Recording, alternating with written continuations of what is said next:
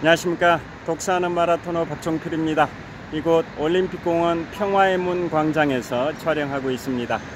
현재 시각은 2023년 10월 19일 목요일 아침 6시 44분입니다.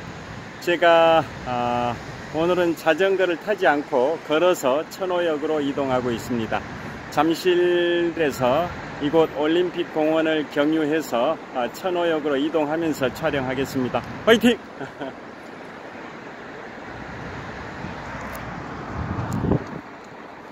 자, 오늘은 걸어서 이동을 하고 있는데요. 오늘은 제가 앞으로 34일 후에 개봉될 예정인 영화 나폴레옹에 관하여 말씀드리도록 하겠습니다. 자, 제가 지금부터 3년 6개월 전인 2020년 4월 1일에 인문학서적 세 번째로 출간한 게 프랑스 대혁명과 나폴레옹, 부제목은 불세출의 영웅 나폴레옹의 삶과 전쟁인데요.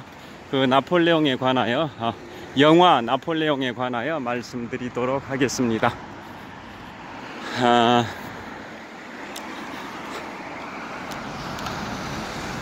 영화 나폴레옹은 그 애플 TV에서 OTT 서비스 애플 TV에서 제작한 영화인데요. 애플 TV에서 방영하기 전에 극장에 내놓는다고 합니다. 그래서 극장판이 앞으로 34일 후인 2023년 11월 22일에 미국과 영국 등 서구 지역에서 개봉이 되고요. 한국은 날짜는 확정이 안 됐습니다만은 우리 대한민국에도 11월 달에는 개봉될 걸로 예상이 되고 있는 상황입니다. 자, 총 제작비는 1억 3천만 불이 투입이 됐습니다. 우리 돈으로 환산했을 때 약 1,800억 정도 제작비가 투여됐는데요. 감독이 누구일까요? 영화 글래디에이터, 마션 등의 걸작을 감독했던 리들리 스콧 감독이 메가폰을 잡았고, 그 다음에 주연 배우 나폴레옹 보나파르트 역할은 호이킨 피닉스라는 배우가 나폴레옹 역할을 합니다. 자, 호이킨 피닉스는 2019년도에 영화 조커의 주연이기도 했던 유명한 배우인데요. 자, 이곳 올림픽공원 앞에 무슨 공사를 하고 있는데 통과하겠습니다.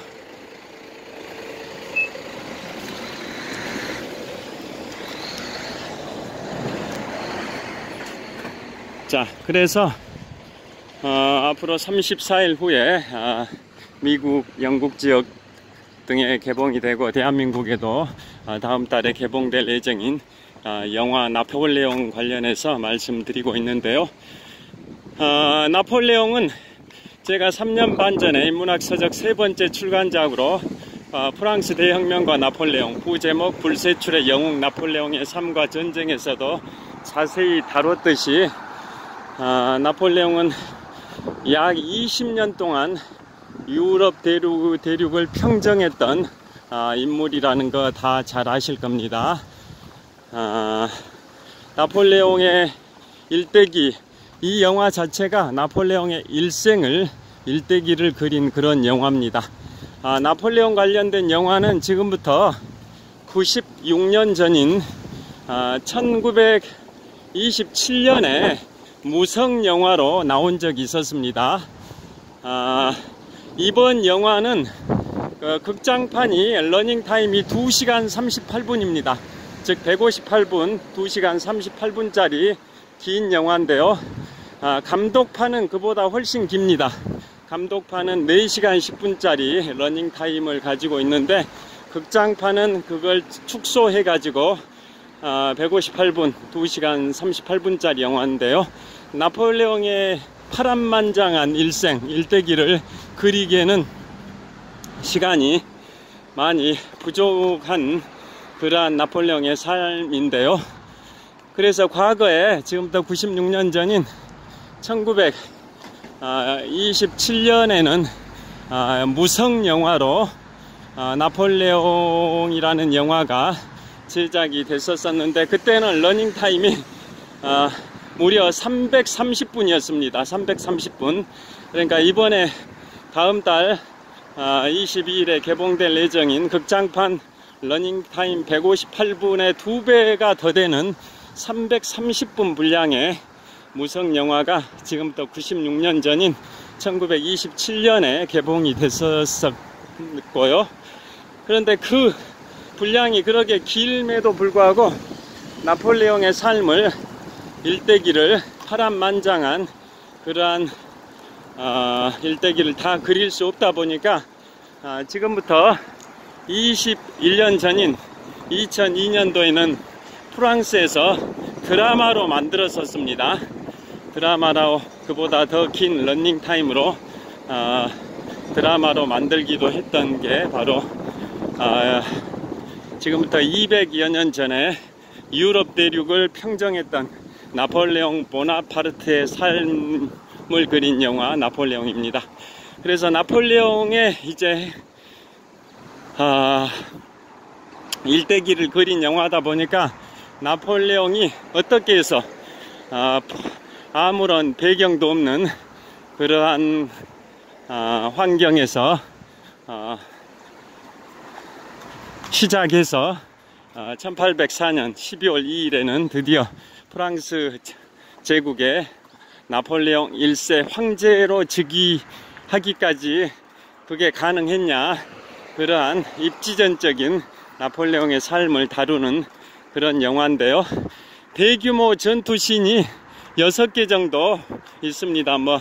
나폴레옹의 그 40개 승리의 전투 중에 가장 하이라이트라고 할 수 있는 아우서리츠 전투, 그 다음에 나폴레옹의 몰락을 가져왔던 영국과 프로이센 연합군과 프랑스 간의 격돌이었던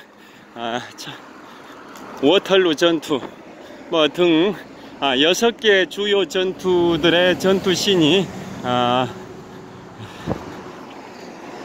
거대한 스케일로 그려지기도 하고요.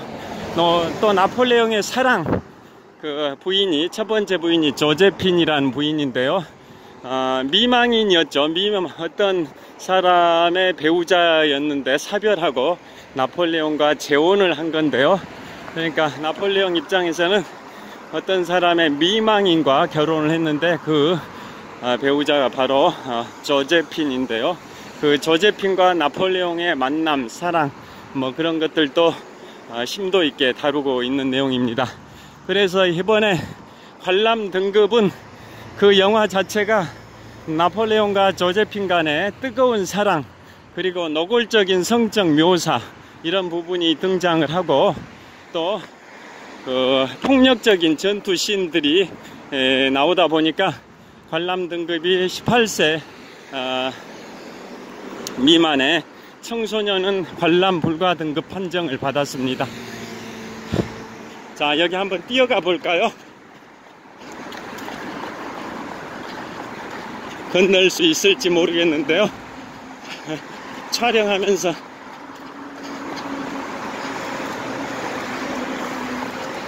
안 되겠습니다. 다음 타임에 건너는 게 좋을 것 같습니다.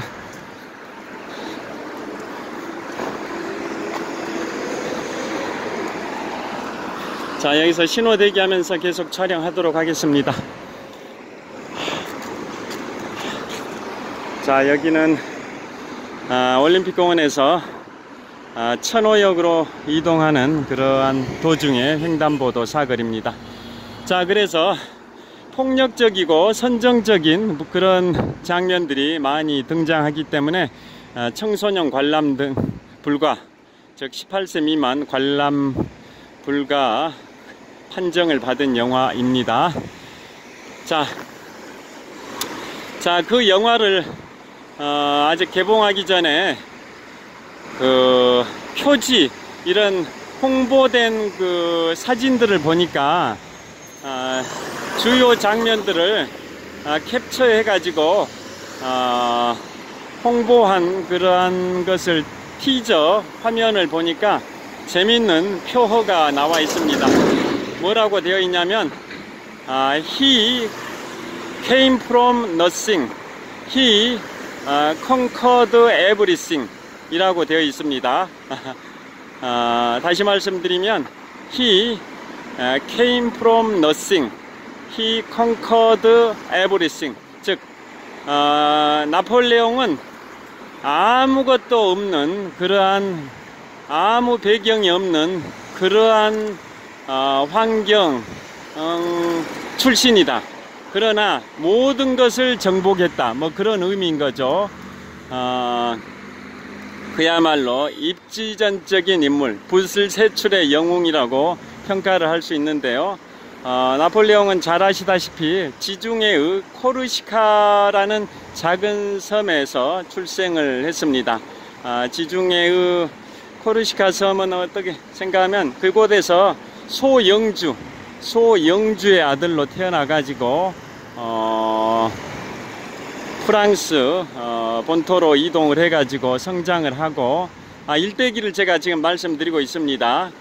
나폴레옹은 1769년 8월 15일에 출생해서 1821년 5월 5일에 별세를 했습니다. 그러니까 52세의 생을 살았는데요. 그러니까 우리 국경일에 해당되는 법정 공휴일에 해당되는 광복절에 태어나서 어린이날 별세를 한 겁니다. 1769년 8월 15일 출생, 1821년 5월 5일 사망. 그러니까 52년 동안 생존을 했는데요. 나폴레옹의 몰락을 가져왔던 전투가 바로 1815년 6월 18일에 그 유명한 워털루 전투인데요. 워털루 전투의 승리의 주역이 바로 영국의 아서 웰즐리 웰링턴 공작이고, 그 패배가 바로 나폴레옹이 패배를 했는데요. 나폴레옹의 몰락을 가져온 그 1815년 6월 18일의 워털루 전투의 주역이었던 그 영국의 아서 웰즐리 웰링턴 공작은 나폴레옹을 꺾은 영국의 명장으로 평가를 받고 있는데요. 그래서 영국의 주요 도시에는 웰링턴 공작의 동상이 전국 방방곡곡에 세워져 있습니다. 자, 그런데 그 워털루 전투, 이번 영화에 등장하는 대규모 전투신 중에 하나의 전투로서 또 워털루 전투도 상세하게 묘사가 되는데요. 자, 워털루 전투에서 겨뤘던 프랑스의 나폴레옹과 영국의 웰링턴 공작. 자, 웰링턴은 나폴레옹과 공교롭게 동갑입니다. 출생 연도가 동갑입니다. 1769년 같은 연도에 출생을 했는데요. 나폴레옹은 52년밖에 못 살았지만 웰링턴 공작은 그보다 30년 정도 더 오래 살았습니다. 83세까지 살았던 인물이고, 그 웰링턴 공작은 영국의 25대와 28대 총리까지 했습니다. 영국의 25대와 28대 영국 수상까지 했던 인물이 워털루 전투에서 나폴레옹을 꺾어서 나폴레옹의 몰락을 가져왔던 영국의 아서 웰즐리 웰링턴 공작입니다. 자, 그래서 나폴레옹은 1869년 8월 15일에 지중해의 코르시카 섬에서 출생을 했고요. 빠르게 쾌속 승진을 하게 되죠. 그래서 군대 포병 장교로 활동하다가 25살의 나이에 장군이 됩니다. 군대의 장성 스타가 됩니다. 자, 풍납토성 사거리까지 왔습니다.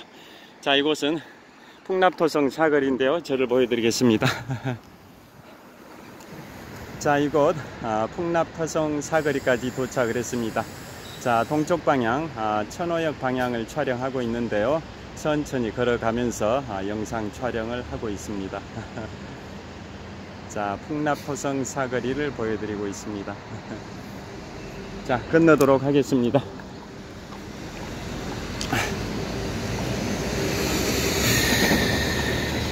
자, 그래서 나폴레옹은 25살의 나이에 장군이 됐습니다. 장군. 우리나라 지금 청년들은 25이면 군대를 제대할 나이니까 상병이나 병장이 되는 그런 나이인데요.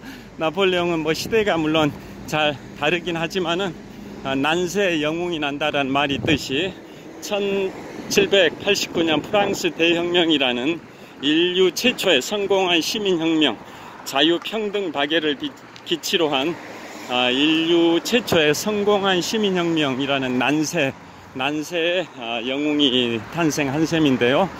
자, 그래서 나폴레옹이 20살이 되던 1789년에 프랑스 대혁명이 발생이 됐습니다. 나폴레옹의 나이 20에 프랑스 대혁명이 발생이 됐고, 또 25살의 나이에 군대에서 장군이 됐고요.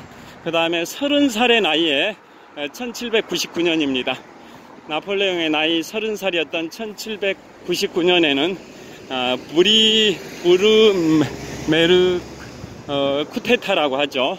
나폴레옹이 쿠데타를 일으켜서 집권에 성공을 합니다. 자, 성공하면 혁명이요, 실패하면 쿠데타라고 칭하는데요. 자, 쿠데타라는 말이 프랑스어인데 바로 나폴레옹의 쿠데타에서 나온 말이라는 거 다 아실 겁니다.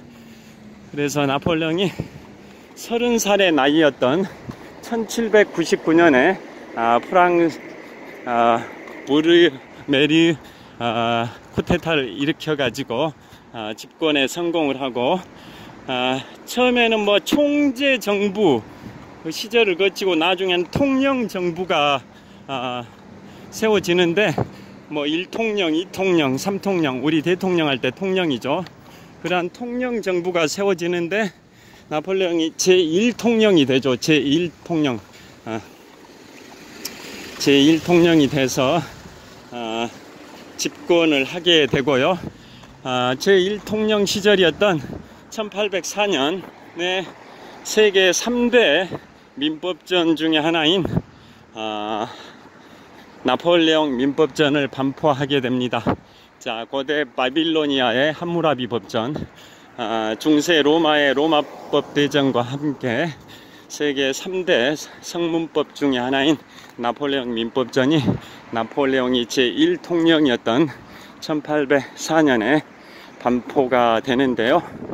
자, 그러고 나서 몇 개월 있다 1804년 12월 2일에 나폴레옹이 프랑스 제국의 이제 황제가 됩니다. 황제의 자리까지 오르게 되는 겁니다. 자, 왜 신호가 끝날 신호인데 아직 안 끝나고 남아 있습니다. 왜 신호가 이러는지 모르겠습니다. 그래서 건넜습니다. 자, 그래서 나폴레옹이 운이 좋았습니다. 신호 타이밍이 잘 맞았습니다. 자, 나폴레옹이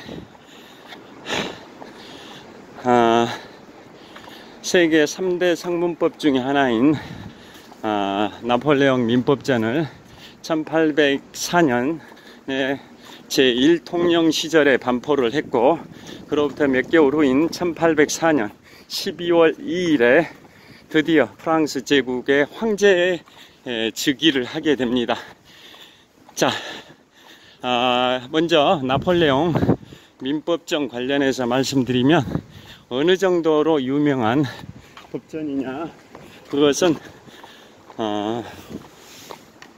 나폴레옹이 죽기 전에 이러한 명언을 남겼습니다. 나의 명예는 전승이 아니라 법전이다.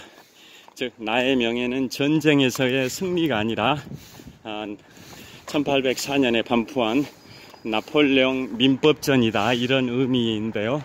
좀 더 그것을 풀이해 가지고 명언을 말씀드리면 또 이렇게 말을 했다라고도 전해집니다.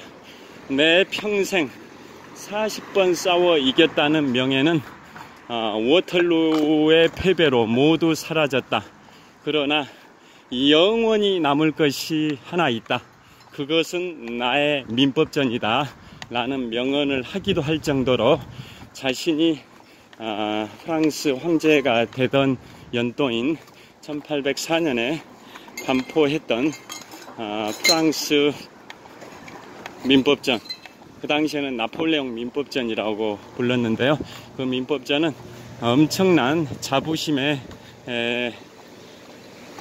산물이고, 나폴레옹을 영원히 빛내는 그러한 세계 3대 성문법 중에 하나인 나폴레옹 민법전인데요. 자, 그 나폴레옹 민법전이 대륙법계의 시초가 됩니다. 자, 법의 체계는, 법의 그러한 유래를 다 잘 아시다시피 영미법과 대륙법으로 나눌 수가 있는데요. 자, 영미법과 대륙법 중에서 영미법은 주로 이제 판례법 중심이라고 하고, 대륙법은 성문법 중심이라는 거 다 아실 텐데요. 자, 그래서 대륙법계의 원류, 시초가 됐던 게 1804년에 반포된, 즉 지금부터 219년 전에 반포된 나폴레옹 민법전이고, 그게 근대 시민법의 기본 법리를 담고 있습니다. 자, 근대 시민법, 즉 프랑스 대혁명의 정신인 자유, 평등, 다계의 사상이라는 근대 시민법의 기본 원리를 담고 있는 법이 세계 3대 성문법 중에 하나인 나폴레옹 민법전인데요. 자, 근대 시민법의 기본 원리 세 가지죠. 잘 아시죠? 소유권 절대의 원칙, 계약 자유의 원칙, 과실 책임주의인데요. 즉 사유재산의 소유권은 절대적이다, 뭐 이런 의미. 자본주의의 핵심이 사유재산제 인정인데요. 그게 소유권 절대의 원칙이고, 두 번째가 계약 자유의 원칙. 계약을 체결하고 안 하고는 각자의 계약 당사자의 자유로운 의사에 맡긴다. 계약 자유의 원칙. 세 번째가 과실 책임주의. 즉 과실이 없으면 책임지지 않는다. 그게 과실 책임주의라고 하는데요. 물론 그게 근대 시민법의 기본 원리인데 현대 사회에서는 약간 수정이 됐죠. 뭐 소유권이 제한된다. 차가 지나가고 있습니다. 소유권이 약간 제한되는 것, 또 계약 체결도 어느 정도 제한이 되는 것, 그 다음에 어느 영역에서는 무과실 책임주의가 뭐 적용이 되는 경우도 뭐 특수 영역에서 약간 있긴 한데, 기본적으로는 그 근대 시민법의 기본 원리인 소유권 절대 원칙, 계약 자유의 원칙, 그 다음에 과실 책임주의가 지금까지도 219년이 흐른, 나폴레옹의 민법전이 공포된 지 219년이 흐른 지금에 있어서도 면면이 흘러내려오고 있는 근대 시민법의 기본 원리라는 거 다 잘 아실 겁니다. 그래서 219년 전에 반포된 나폴레옹 민법전이 프랑스에서 독일을 거쳐서, 일본을 거쳐서 우리 대한민국에도 상륙한 법전인데요. 자, 우리나라 실정법 중에 민법전이 법 조문이 가장 방대하죠. 1000개 조문 이상이 되죠.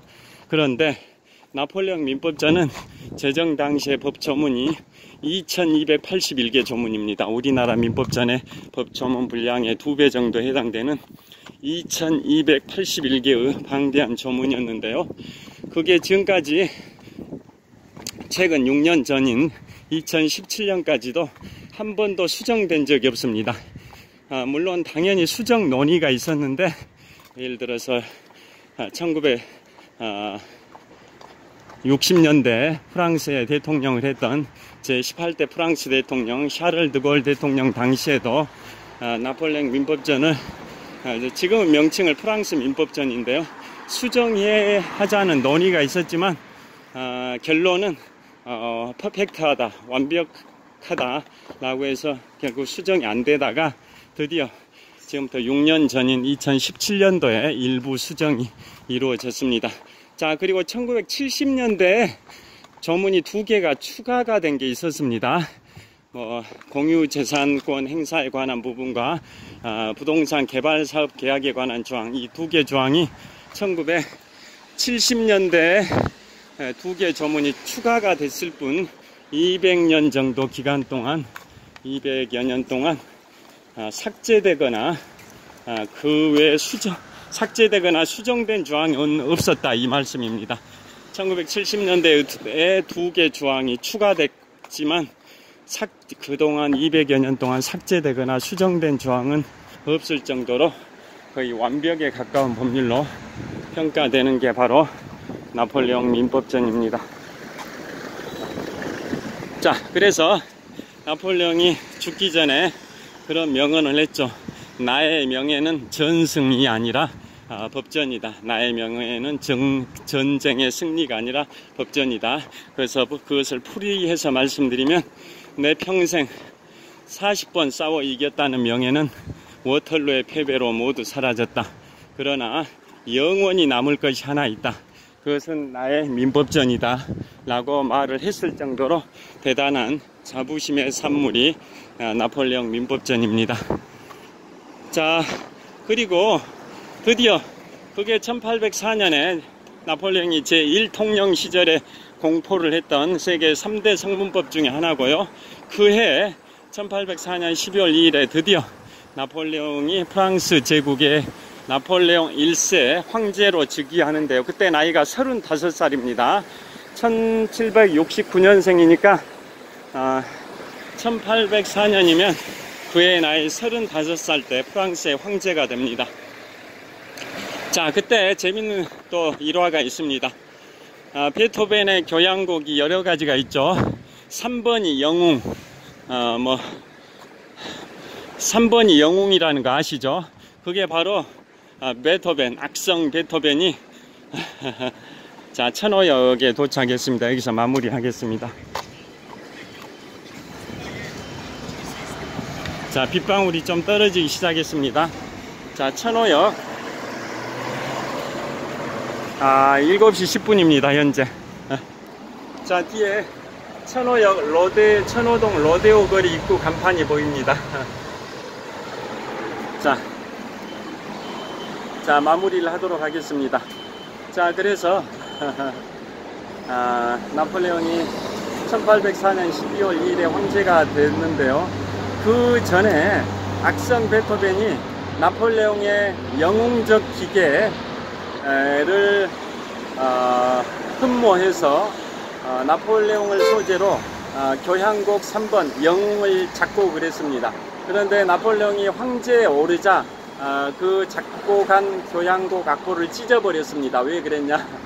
프랑스 대혁명이라는 인류 최초의 시민혁명하에 그 자유평등 박애의 정신을 주창한 그러한 나폴레옹도 결국은 권력욕에 사로잡혀가지고 황제에 앉아서 죽을 때까지 종신제 황제로 군림하려고 하는구나. 너도 결국은 권력욕에 사로잡힌 평범한 인물일 뿐이다 라고 생각을 하고 악성 베토벤이 교향곡 3번 영웅이라는 악보를 찢어버렸다라는 그런 일화도 있습니다.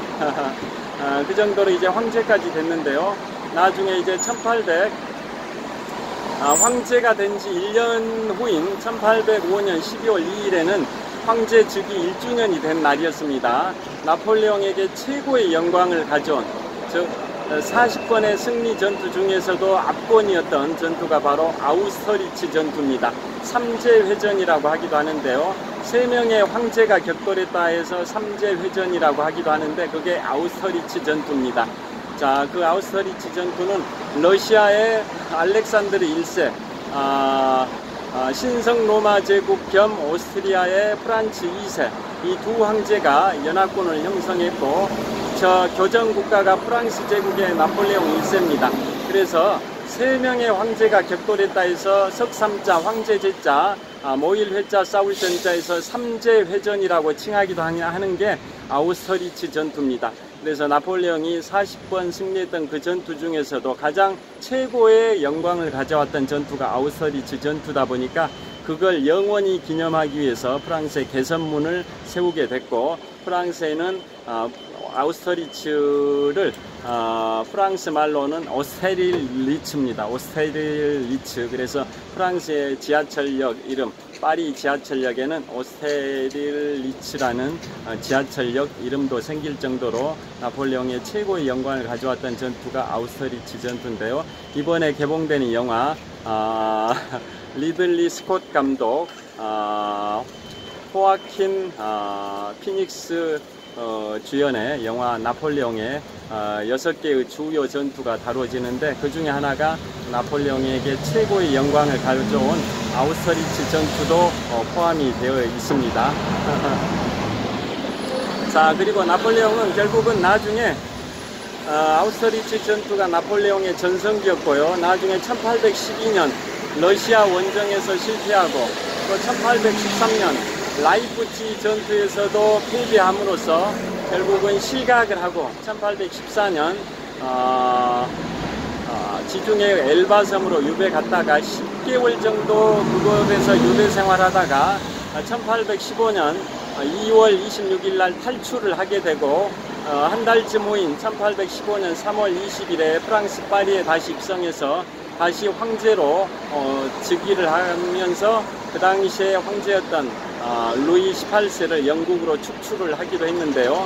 그런데 결국은 90일 천하로 끝나버립니다. 그게 바로 1815년 6월 18일 나폴레옹의 몰락을 가져온 워털루 전투에서 나폴레옹이 패배를 하면서 영국의 아서 웰즐리 웰링턴 공작에게 패배하면서 남대서양의 외로운 섬 세인트 헬레나로 유배 가가지고 유배 약 5년 6개월 정도 세인트 헬레나에서 유배 생활하다가 1821년 5월 5일 어린이날 52세의 일생으로 파란만장한 삶을 마감을 했습니다.